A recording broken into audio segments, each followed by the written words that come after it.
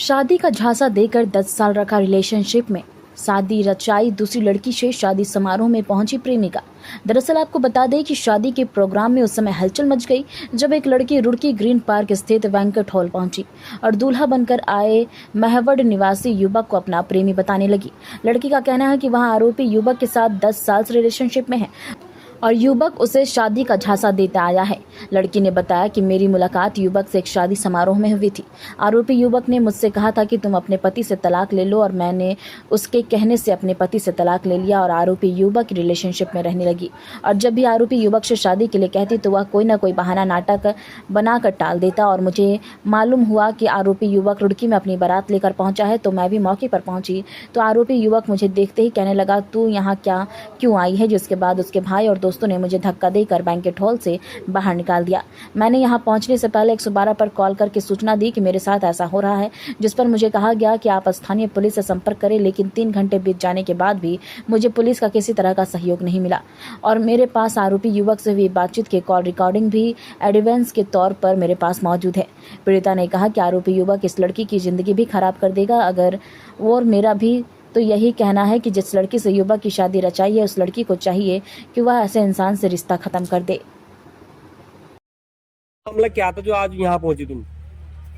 भैया मुझे अचानक पता चला कि उस्मान की शादी हो रही तो मैं तुरंत वहाँ से घर से निकल गई और निकलने के बाद मैं जब यहाँ आके देखा मैंने सोचा शायद कभी किसी और की हो रही हो, मुझे यकीन नहीं हो रहा था। तो जैसे ही मैं अंदर जाके देखा तो सच में उस्मान था।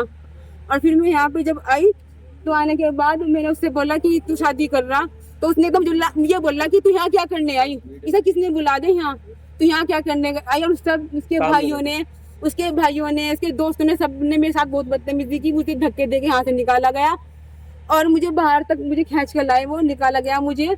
उस्मान कहाँ का रहने वाला था? मेवाड़ का है। उस्मान मुलाकात कैसे हुई थी? आपकी मुलाकात कहाँ के रहने वाले? मैं तो रुहाल की भी रहने वाली हूँ। किस तरह से मुलाकात हुई थी? कब से संबंध थे? शादी में हुई थी, शादी में मिले थे हम। कब से रिलेशन में थे? 10 साल। तो 10 साल से झांसा ही दे रहा था क्या? जी झांसा ही दे रहा था 10 साल से मुझे कि शादी करूंगा तेरे से ही करूंगा, भरोसा रख ऐसे ही करके बस उसने मुझे प्यार की जाल में फंसाता रहा। अच्छा, ये फैसला सुनने में कोई फैसला ना आया कि आपकी पहले शादी हो चुकी थी? सर मेरी शादी हो गई थी, लेकिन उसने शादी के बाद मेरे पास कॉल किया, बोला कि तू उसे छोड़ के आ जा, मैं तेरे साथ निकाह करूंगा, शादी भी करूंगा। और फिर ये रहा उसका।